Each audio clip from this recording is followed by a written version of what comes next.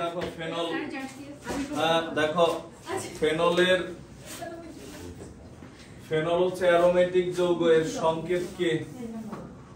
দেখো OH, এটা হচ্ছে ফেনল, যার আরেক নাম কি? Carbolic acid. কার্বলিক অ্যাসিড, এই কার্বলিক অ্যাসিড রাখলে তখন হচ্ছে সাপ আসে না, সাপ তাড়াতে ব্যবহৃত হয়। তো এখন আমরা লিখি, হ্যাঁ এটার নিচে আমরা পয়েন্ট দিয়ে লিখি, লেখা হচ্ছে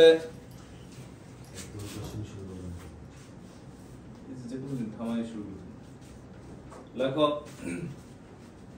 এটার নিচে লেখা হচ্ছে 1 নম্বর পয়েন্ট, এটা লেখার পর 2 নম্বর পয়েন্ট দিয়ে লেখো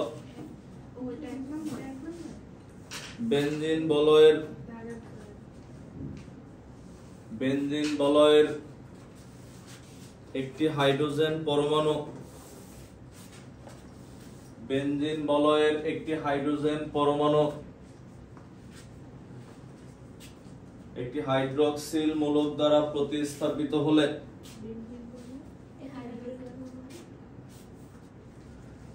একটি হাইড্রোজেন পরমাণু একটি হাইড্রক্সিল মূলক দ্বারা প্রতিস্থাপিত হলে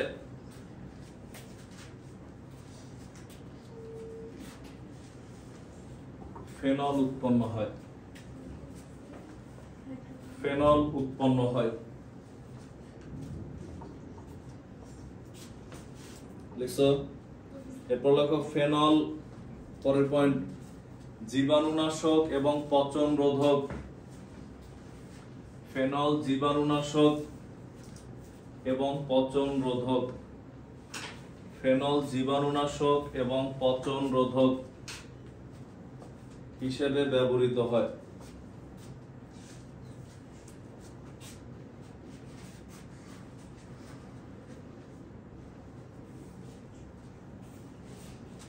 এরপরে হচ্ছে ফেনলের অনেক যৌগ আছে, অনেক ব্যবহার আছে, হ্যাঁ, যেমন ফেনলের উল্লেখযোগ্য যৌগ হচ্ছে, যেমন এর নিচে লেখা রাখো ফেনলের উল্লেখযোগ্য যৌগ, মানে ফেনল তো নিজেই উল্লেখযোগ্য, এর পরও আরো আছে, যেমন মনে করো আমরা লিখলাম OH,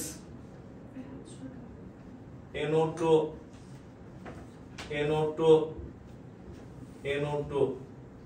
এর নাম কি? Picric acid.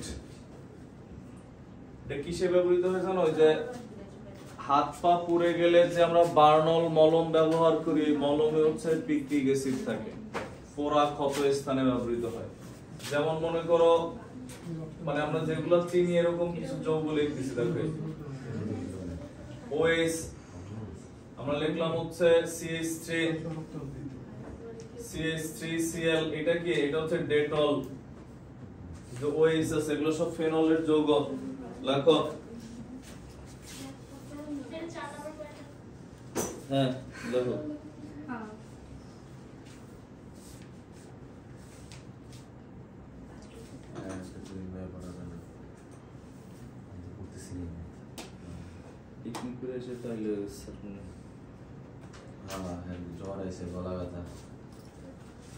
এরপর হচ্ছে আমরা লিখি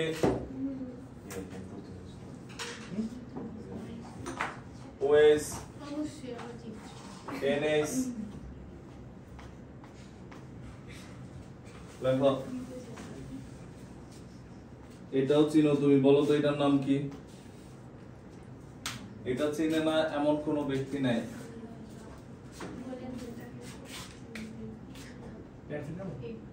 প্যারাসিটামল।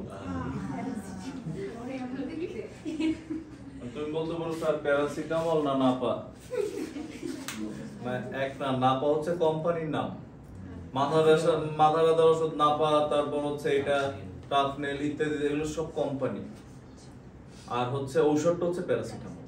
বুঝা গেছে?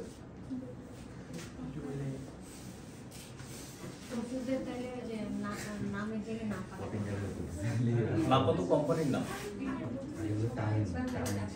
মনে করো সাবজেক্ট হচ্ছে কেমিস্ট্রি, তুমি আমার কাছে পড়ো, আরেকজন আরেক স্যারের কাছে, জিনিস তো এটাই, বাট কোম্পানি বিভিন্ন। দেখো তো এখানে এগুলো হচ্ছে আমাদের, এছাড়াও আরো ফেনলের অনেক যৌগ হয়, বাট এগুলো আমরা লিখলাম। এরপর লিখি হচ্ছে আমরা এটা লেখার পর দেন হচ্ছে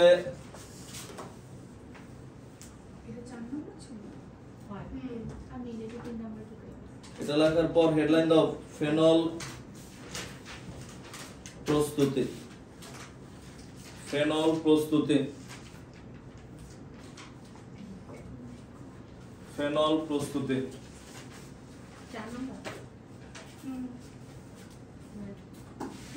হেডলাইন দাও ফেনল প্রস্তুতি।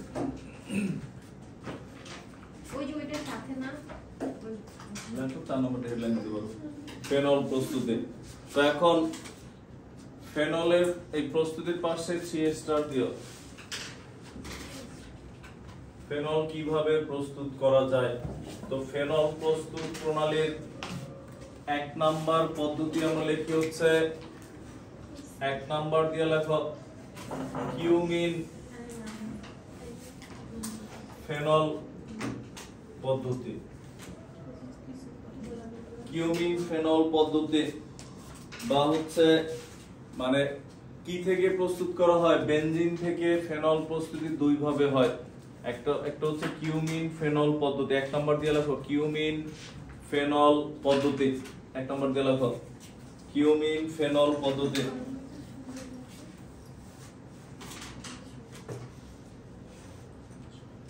এটা নিচে আগে লেখো সর্বাধুনিক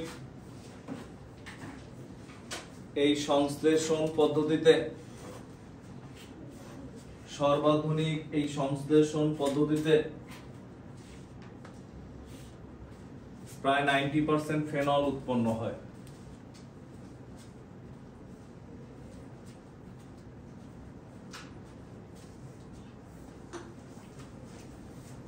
মানে কি? তার মানে এটা হচ্ছে কি ফেনলের শিল্প উৎপাদন, মানে সর্বাধুনিক এই পদ্ধতিতে প্রায় 90% ফেনল উৎপন্ন হয়। তার মানে হচ্ছে আমাদের যেই পরিমাণ ফেনল উৎপন্ন হয় তার শিল্প ক্ষেত্রে প্রায় 90% মানে লাভজনক পদ্ধতি। বুঝছি আমরা? তো উৎপন্ন হয়। এটা লেখার পর আরেকটা প্যারায় লেখো, আরেকটা প্যারায় লেখো হচ্ছে বেনজিন বাষ্প এবং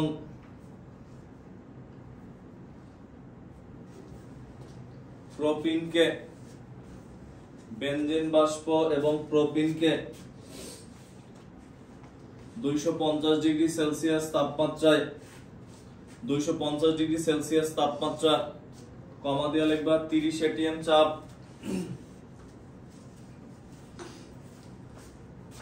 এবং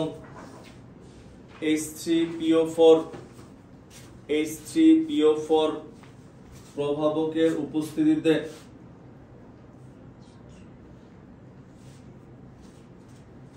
মিশ্রিত করলে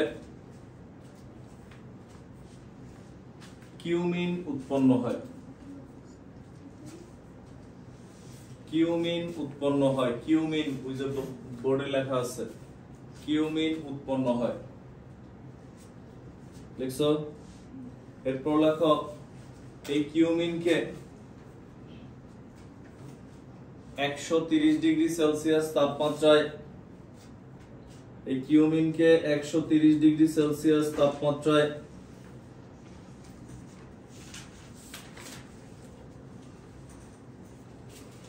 কোবাল্ট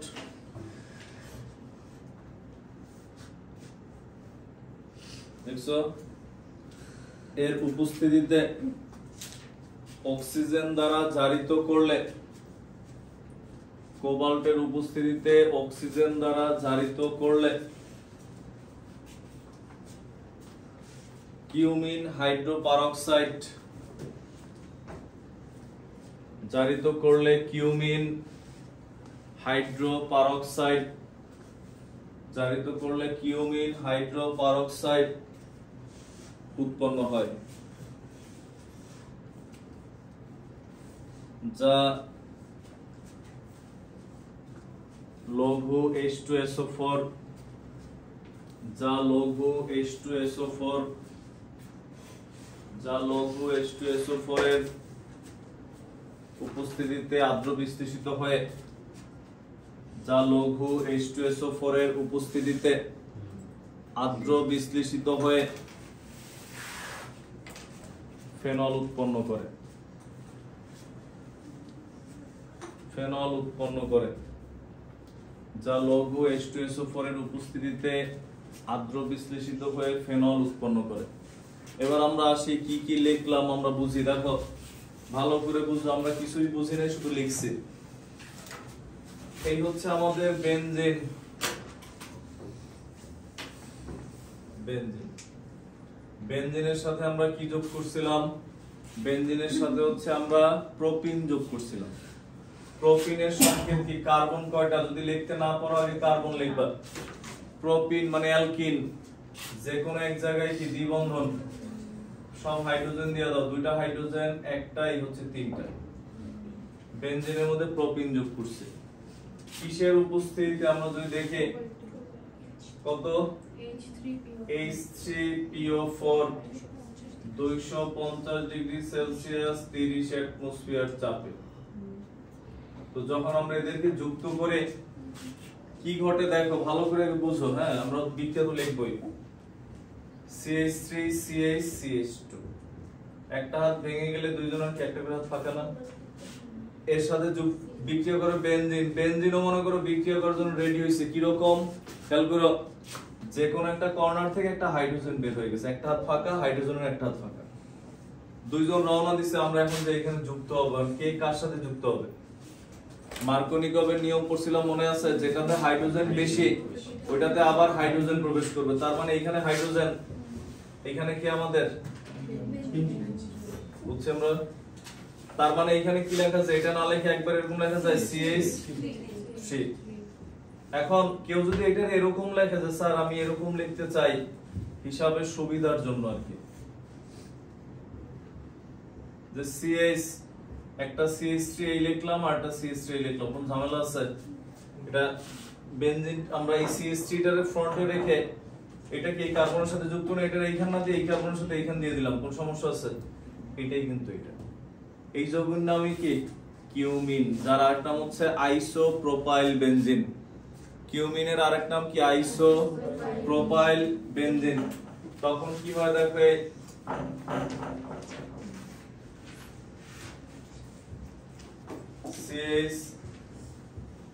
CH3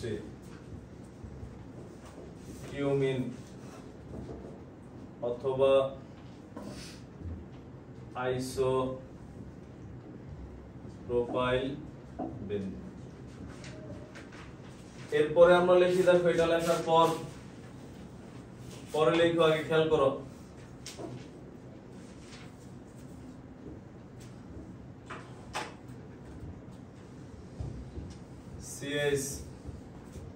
CH3 এর সাথে অক্সিজেন যোগ করছিলাম, আমরা লিখছি কোবাল্টের উপস্থিতিতে 130 ডিগ্রি সেলসিয়াস তাপমাত্রা যুক্ত করলে তখন কি তেমন বেশি কিছুই হয় না। দেখো এই কার্বন আর হাইড্রোজেনের কাছে অক্সিজেন আশ্রয় চায় যে আমার একটু আশ্রয় দেওয়া হোক, তখন এরও মনে অনেক মায়া আশ্রয় দিয়ে দিচ্ছে। কিরকম আশ্রয় দিচ্ছে দেখো,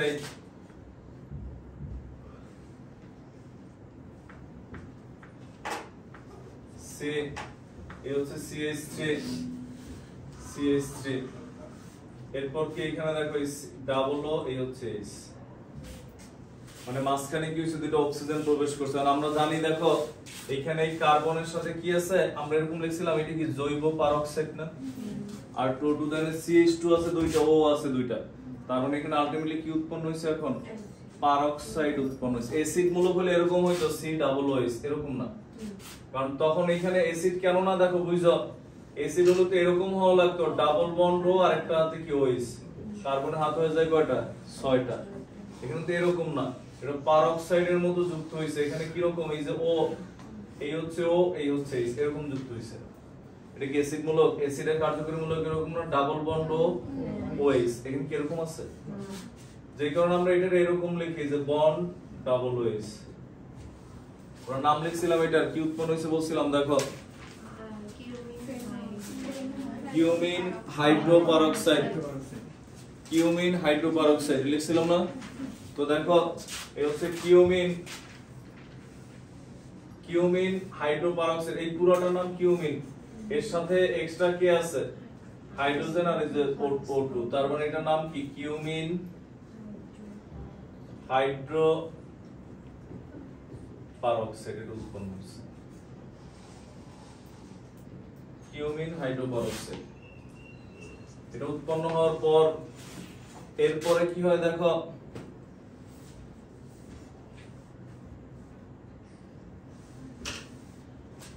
OH CH3 তখন এর হচ্ছে আদ্র বিশ্লেষিত করা হয় H2SO4, এই হচ্ছে H2O, পানির উপস্থিতিতে আদ্র বিশ্লেষিত হলে মানে এটা ভেঙে যায় পানির উপস্থিতিতে।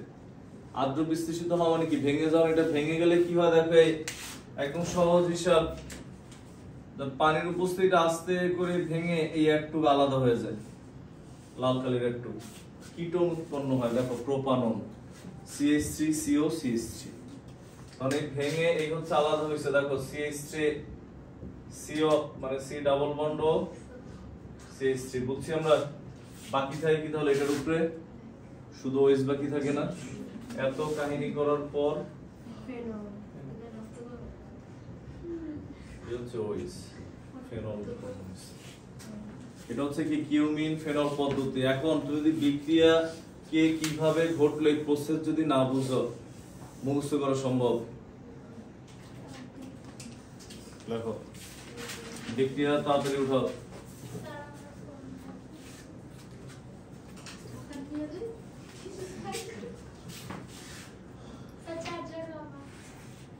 চার্জার তো তাহলে তো বিল ডাবল, চার্জার থাকলে তো বিল ডাবল, যদি এইখানে চার্জার ইউজ করতাম কেন?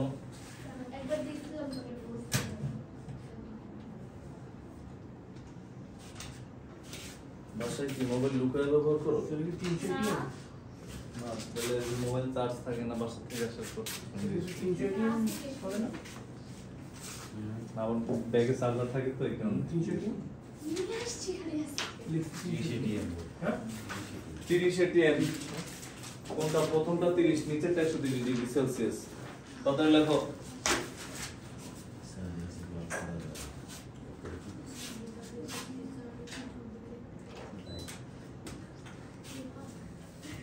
তুমি মিয়া ফুলাটা গেঞ্জি পরে আসতে পারে এই কথা বলো। নাইট এর মধ্যে তো ফ্যানটা সার্ভিস চাইলেই তো ভাই কই আজকে জার্সি। হ্যাঁ হ্যাঁ লেখো, লেখো তাড়াতাড়ি, মুছে দিলাম। আজকে নাইট ব্যাগই পড়েছে।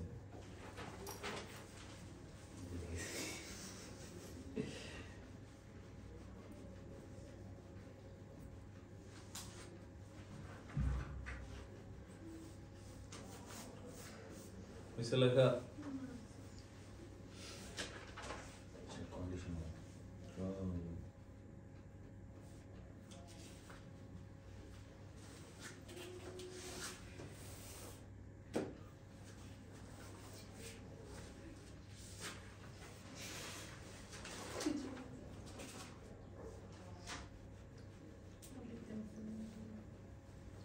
এখানে আমরা কি করছি, বেনজিন থেকে ফেনল উৎপন্ন করছে, আর এর আগে জৈব যৌগের কোন এক আমলে ফেনল থেকে বেনজিন উৎপন্ন করছিলাম। যখন কোশ্চেনে দেয় তখন ওই যে ফেনলের জিঙ্কের উপস্থিতিতে পাতন করে কোশ্চেন এরকম এবিসিডি যৌগ দিয়ে বলে এদের পারস্পরিক রূপান্তর ব্যাখ্যা করো, মানে এটা থেকে ওইটা আর ওইটা থেকে এটা, বুঝছে না? তাড়াতাড়ি উঠাও।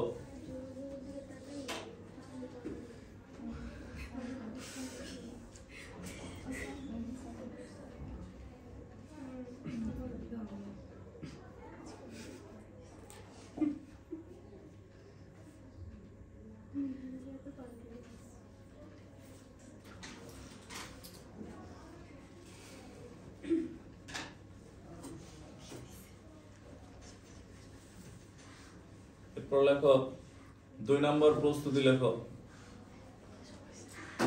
2 নম্বর দিয়ে লেখো ডাউ পদ্ধতিতে, দয়াকার রস্যু ডাউ, মুছে দিলাম।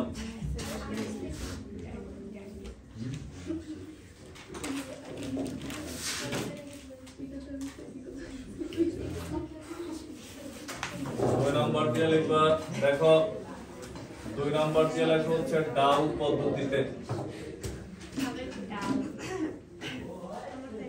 ডাউ পদ্ধতিতে এটা প্রস্তুতে ডাউ পদ্ধতিতে প্রস্তুত করা হয় কিভাবে আবার লেখো আগে পরে তো বিক্রিয়া অটো বুঝা যাবে লেখো লেখো বেনজিনকে আয়রন গুঁড়া প্রভাবকের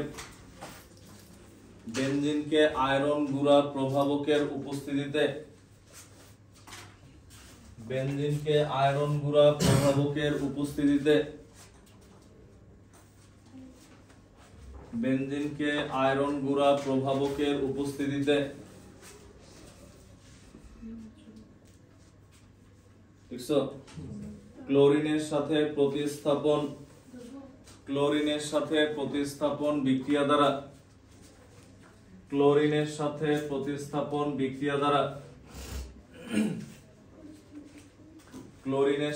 প্রতিস্থাপন বিক্রিয়া দ্বারা ক্লোরোবেনজিন উৎপন্ন করা হয় ক্লোরিনের সাথে প্রতিস্থাপন বিক্রিয়া দ্বারা ক্লোরোবেনজিন উৎপন্ন করা হয় ক্লোরিনের সাথে প্রতিস্থাপন বিক্রিয়া দ্বারা ক্লোরোবেনজিন উৎপন্ন করা হয়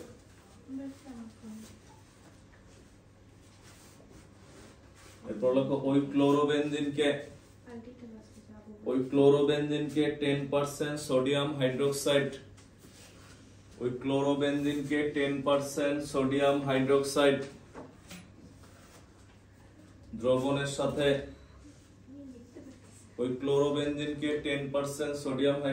দ্রবণের সাথে 150 এটিএম চাপে সোডিয়াম হাইড্রোক্সাইড দ্রবণের সাথে 150 এটিএম চাপে এবং 400 ডিগ্রি সেলসিয়াস তাপমাত্রায় উত্তপ্ত করা হলে 150 এটিএম চাপে এবং 400 ডিগ্রি সেলসিয়াস তাপমাত্রায় উত্তপ্ত করা হলে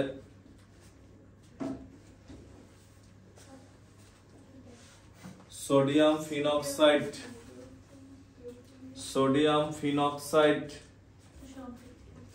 আগে বাংলা লেখো সংক্ষিপ্ত আমরা বিক্রিয়া লিখবই সোডিয়াম ফিনক্সাইড বা ফিনেট লবণ উৎপন্ন করে সোডিয়াম ফিনক্সাইড বা ফিনেট পয়রসিকার নয়কার ট ফিনেট লবণ উৎপন্ন করে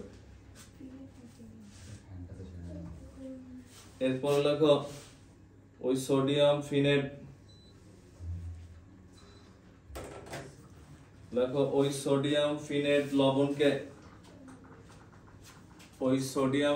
লবণকে গাঢ় HCl অ্যাসিড সহ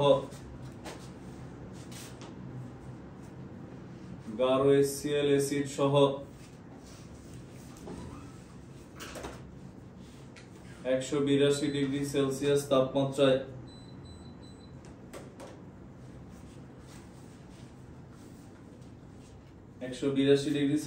তাপমাত্রায় পাতন করলে পাতিত তরল রূপে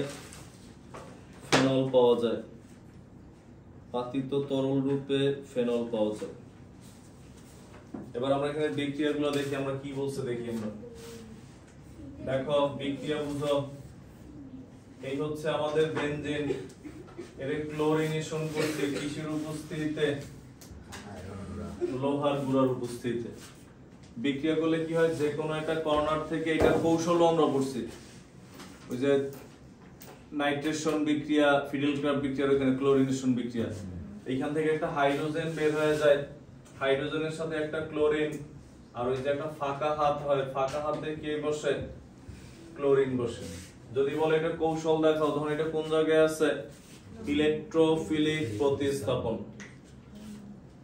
তো এখন এই হচ্ছে এটা উৎপন্ন হয়েছে এরপরে কি ঘটে দেখো যখন সিকিউ দেয় গয় মনে করে এবিসিডি দিয়ে গয় দিল এটা কৌশল ব্যাখ্যা করার গয় দিল এটা প্রস্তুতি তো এখন এর সাথে হচ্ছে কার বিক্রিয়া সোডিয়াম হাইড্রোক্সাইড 10% থাকে মানে যে দ্রবণটা ব্যবহার করে 10% সোডিয়াম হাইড্রোক্সাইড বাকিটা পানিতে তো এখানে কিসের উপস্থিতি ছিল প্রভাবক কি ছিল কত তাপমাত্রায় 150 50 atm চাপে আর 400 ডিগ্রি সেলসিয়াস তাপমাত্রায়। যদি ইনকেস ভুলে যাও ডেল চিহ্ন দিবা ভুল লেখাচ্ছে, বাট মনে রাখার চেষ্টা করো যেহেতু ইম্পর্টেন্ট সি স্টার চিহ্ন দিছে। এটাতে তো দেই নাই। এটা একদম শুরুতে দিছে এই দুইটা। এর ডিফারেন্স করতে দিছি। দেখো বিক্রিয়া করলে তখন কি হয় দেখো, তখন হচ্ছে ও এন এ এই যে আর বলতে পারো স্যার কি উৎপন্ন হয় তাহলে আর HCl, কিন্তু HCl আমরা লিখি না কেন। HCl হয় না তোমার বুঝাই, দেখো এখানে কি আছে সোডিয়াম হাইড্রোক্সাইড আছে না, HCl যদি উৎপন্ন হয় সে সাথে সাথে কি করে বিক্রিয়া করে কি উৎপন্ন করে আবার লবণ। আর মনে করো এখানে HCl উৎপন্ন হইলো, এই যে HCl, এই HCl আবার সোডিয়াম হাইড্রোক্সাইডের সাথে বিক্রিয়া করে কি উৎপন্ন হবে NaCl+, কারণ সোডিয়াম হাইড্রোক্সাইড তো দ্রবণে আরো আছে, তার মানে তাহলে এটা না লিখে আমরা একবার এইটাই লিখি, প্লাস কি হয় NaCl plus H2, তাহলে এটা 2 দেয়া লাগবে আর কিছু না। বুঝছি আমরা? এই হচ্ছে এরপর এটা হচ্ছে ফিনেট লবণ, সোডিয়াম ফিনেট।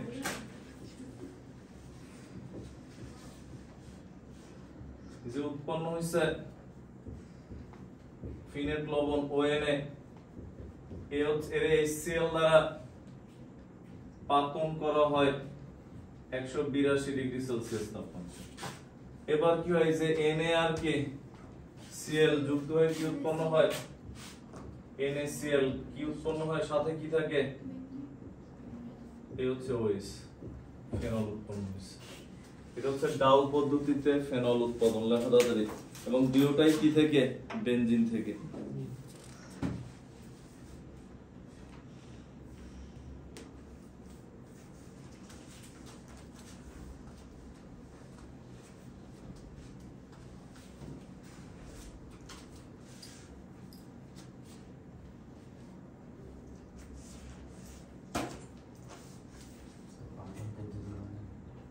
নিশ্চিত করে রেখে দাও।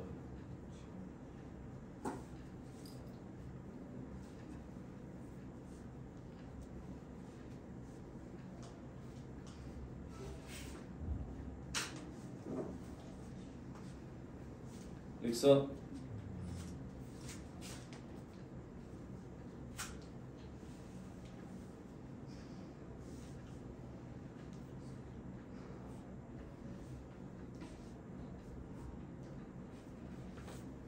এরপর 3 নাম্বার দিয়ে লেখো প্রস্তুতের মধ্যম তেল হতে।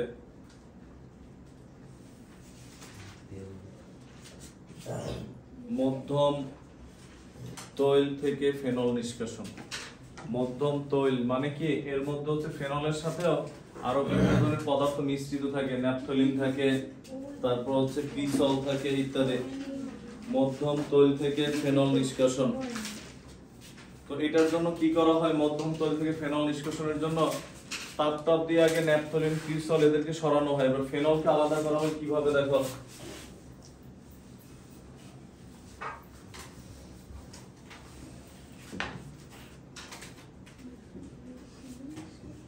মধ্যম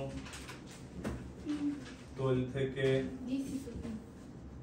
ফেনল নিষ্কাশন। তো এখানে হচ্ছে মধ্যম তৈলের মধ্যে একটা লাইন লিখে নাও, লেখা হচ্ছে মধ্যম তৈলে ফেনলের সাথে ক্রিসল ও বেশিরভাগ ন্যাপথলিন থাকে। ন্যাপথলিন, ক্রিসল ও বেশিরভাগ ন্যাপথলিন থাকে। মধ্যম তৈলে ফেনলের সাথে ক্রিসল ও বেশিরভাগ ন্যাপথলিন থাকে।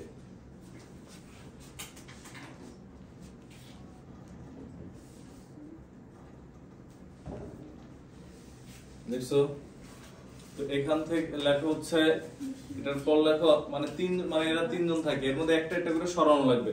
তো ন্যাপথলিনকে আগেই সরাই ফেলা যায়। লেখো সাথে লেখো মধ্যম তৈলকে শীতল করলে ন্যাপথলিন কেলাসিত হয়। মধ্যম তৈলকে শীতল করলে ন্যাপথলিন কেলাসিত হয়। ঠান্ডা করে ন্যাপথলিন আগে বাদ দিয়ে দিছি, কেলাসিত হওয়া অদক্ষেপ পড়ছে বাদ। ন্যাপথলিন কেলাসিত হয়।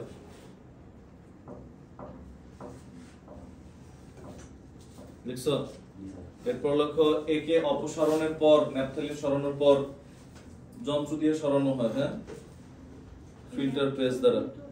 একে অপসারণের পর 10% সোডিয়াম হাইড্রোক্সাইড সহ ঝাঁকানো হয়।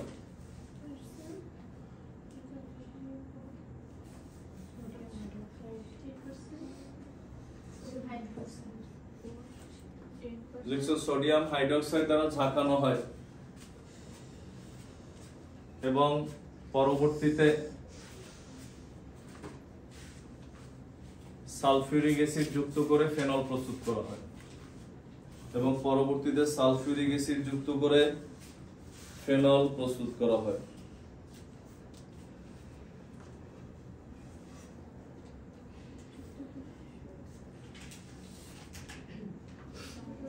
অথবা উচ্চ চাপে কার্বন ডাই অক্সাইড গ্যাস চালনা করলেও ফেনল উৎপন্ন হয়। অথবা উচ্চ চাপে কার্বন ডাই অক্সাইড গ্যাস চালনা করলেও ফেনল উৎপন্ন হয়। এবার কি ঘটে আমরা দেখি। উচ্চ চাপে কার্বন ডাই অক্সাইড গ্যাস চালনা করলেও ফেনল উৎপন্ন হয়। এবার হচ্ছে আমরা দেখি কি ছিল, আমরা বলছিলাম মধ্যম তেলে কি কি থাকে, মানে মেইন কথা হচ্ছে এখান থেকে ফেনল আছে অলরেডি, অনেকজনের সাথে মিক্স করা, এখান থেকে ফেনলকে কি করা লাগবে, আলাদা করা লাগবে। প্রথমে ইয়া সরাইছে ন্যাপথলিন, এবার তৈলাক্ত স্তর সৃষ্টি হয়, স্তর সরায় সরে আবার ফেনল, মানে শুরুতে ফেনল ছিল, বিক্রিয়া করে করে এখান থেকে আলাদা করে আবার ফেনল উৎপন্ন করতে। তখন কি হয় দেখো, যে শুরুতে কিন্তু ফেনল ছিল বাট এর সাথে অনেকই ছিল, ওদেরকে আলাদা করার প্রসেস। তো এটার মধ্যে তুমি প্রথমে কি যোগ করছিলা, সোডিয়াম হাইড্রোক্সাইড, আমরা এটা বলছিলাম দেখো, সোডিয়াম হাইড্রোক্সাইড যোগ করলে তখন আমাদের যেটা হয় দেখো, সোডিয়াম ফিনেট হইছিল। মানে আমরা কি করতেছি বুঝছো তো, তুমি বলতে পারো স্যার ফেনল তো আছে, আমরাও তো দেখতেছি ফেনল আছে, কিন্তু ফেনলে কি করা লাগবে, অনেকের মধ্যে পড়ে আছে, ওইখান থেকে পৃথক করে তো আনা লাগবে, বুঝছেন না? এটা হচ্ছে পৃথকীকরণ পদ্ধতি, এটা উৎপন্ন হয়েছে। এরপর এর মধ্যে আমরা কি যোগ করছে, সালফিউরিক অ্যাসিড, এটা বুঝছিলাম না? দেখো এই ONA বুঝো প্লাস সালফিউরিক অ্যাসিড H2SO4, অথবা আমরা এটাও বলছি সালফিউরিক অ্যাসিড যোগ না করে ONA H2O তো আছেই, আরো এক্সট্রা কি যোগ করছে, কার্বন ডাই অক্সাইড। এই দুই ভাবে করা যায়। তখন কি ঘটে দেখো, এর আমরা অন্য কালি দিয়ে লিখি এটা অক্সিজেন, এই হচ্ছে হাইড্রোজেন, এর টার্গেট হচ্ছে হাইড্রোজেন দুইটার দিকে। আর এর তো কয়টা লাগবে হাইড্রোজেন, একটা লাগবে না? এখানে ও এর সাথে একটা হাইড্রোজেন থাকলে তো আবার ফেনল হয়, কারণ একটা হাইড্রোজেন এ বলতেছে নিলে দুইটা নেওয়া লাগবে। তাহলে কি করা, এটা 2 দিয়ে কি করলাম, গুণ করে দিলাম। এবার সে এবার বলতেছে দুইটাই দেন, তখন কি উৎপন্ন হয়েছে দেখো তো, এই হচ্ছে 2, এই হচ্ছে OH, আছে তোমার হাইড্রোজেন দুইটা এবার, হ্যাঁ, আর সোডিয়াম কয়টা, দুইটা, আর এই হচ্ছে SO4, Na2SO4, বুঝছি আমরা? এইখানেও সেম, হাইড্রোজেন দুইটা লাগবে, এই যে হাইড্রোজেন দুইটা নিয়ে নিচ্ছে, সমস্যা নেই।